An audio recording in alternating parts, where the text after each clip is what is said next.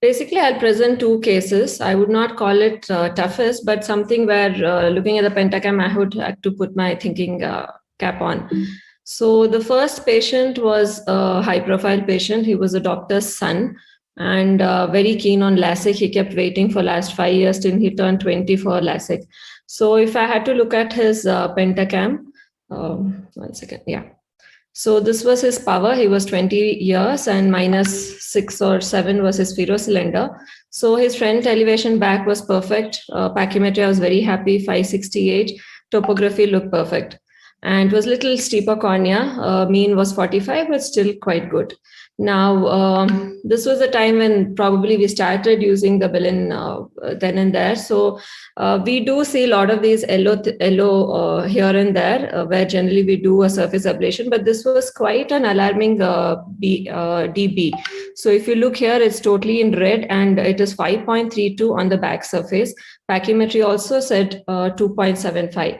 So generally you do develop a correlation when you start looking at the quadnap and the Bellin-Ambrosio. So this certainly I was not comfortable and it totally didn't match his front elevation or his quad maps. It was 1.3 and DB, the cutoff should be 2.6. For red, it is 5.32.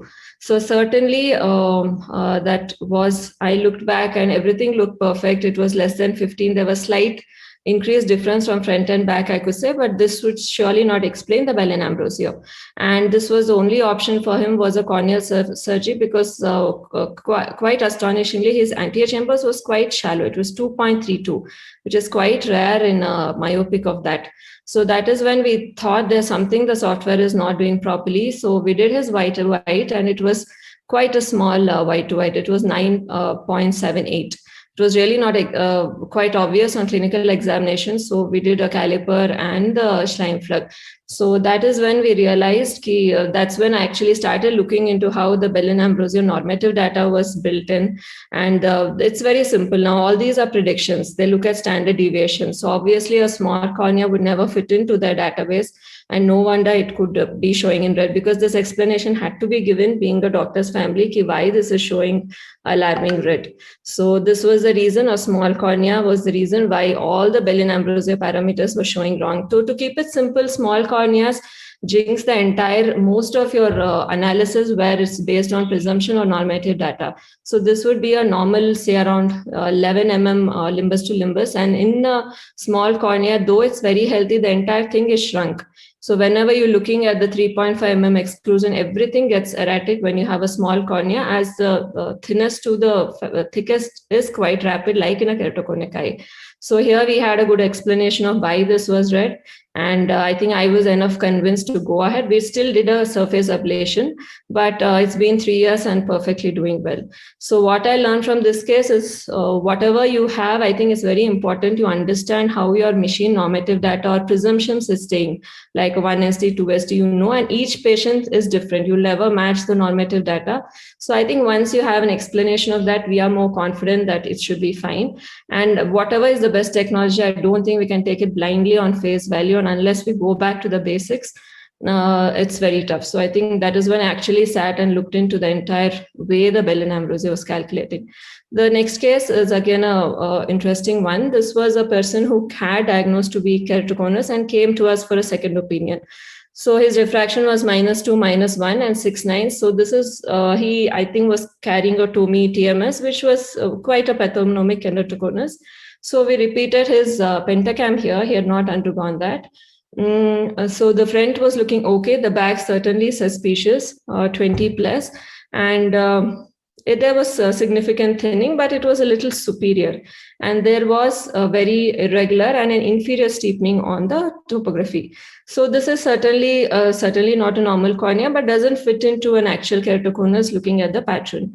So we have an abnormal map, an inferior steepening, and a thinned out superiorly. Now we know that we won't be available for doing the scan. So we know how the pentacam works. There is a rotating image, and we have a lot of the times when patient is not educated that he moves his eye. So whenever I see something like this, the first thing we rule out is eye movement. But pentacam is pretty good in picking it up. It does give a quality score in yellow or red whenever there's a movement. And you can also see here. So went back to the patient, but this was bang on. The quality score was perfect. I asked my technician to repeat it again, but it was exactly the same bad corneas and the quality score was good. The next thing when you look at such irregular erratic pictures is corneal scars. So high MAG, I looked entirely if I'm missing a macular grade scar, which is there, perfectly normal. The specular was looking perfectly normal. And is it really an ectatic cornea or something else which is not matching a keratoconus? I was not convinced because there was no scissoring as such. There was a smile split. So that's when I walked up to the machines to see. We did his Placido, and here you see. He is certainly not looking at the light. And this is the reason why a Placido is giving a typical inferior cone. And this can be beautifully studied on your Pentacam also. If you go to the overview, you can actually see here in the top left, where is the centration? So it is totally, he's not at all looking in the center. So, but why is the QS coming thing? So this was not that he was not fixing properly. This was a patient with a gross parafoveal fixation. So bichara, he is looking bang on the target, but the cornea is totally deviated because of his parafoveal fixation. So I kept wondering, what if I miss another patient like this? Shouldn't the quality score really tell me it is not fixing front? So actually, if you look at the QS, it cannot pick where the patient is looking for. What it can pick is basically if the patient moves. So this patient had quite a steady parafoveal fixation. That's what it was not picked by the QS. So I think it's end of it, how we use these technologies. These techniques are very good. But as we have said, always correlate clinically. The machines really do not pick. And when we are observant, I think there are a lot of such patients which the machine has done a good job, but it's up to us how to look into this. So I think it's very important we go back to the basics of even the best machine we have. And in medicine, I said 1 + 1 is never 2. So I think these two clinical cases really made us thinking as to why it is so abnormal. So I thought I'll put it up here.